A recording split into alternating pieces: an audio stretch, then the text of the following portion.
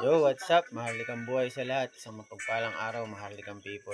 Maaga nga tayo nagsimula. Kasi maaga tayo magsasaydasan.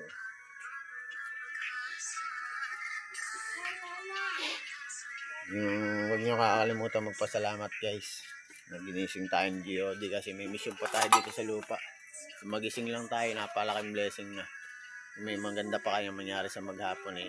Bonus na lang. Dasal, pasalamat. Humingi ng gabay.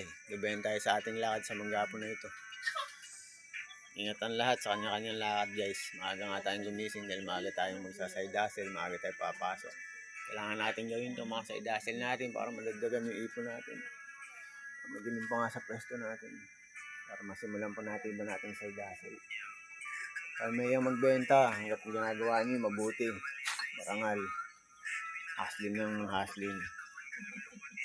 Ang mga idol naman dyan, yung kayong titigil, nabigyan kami ng inspira. Solid. 2 joints, Omar Baliw, 1096.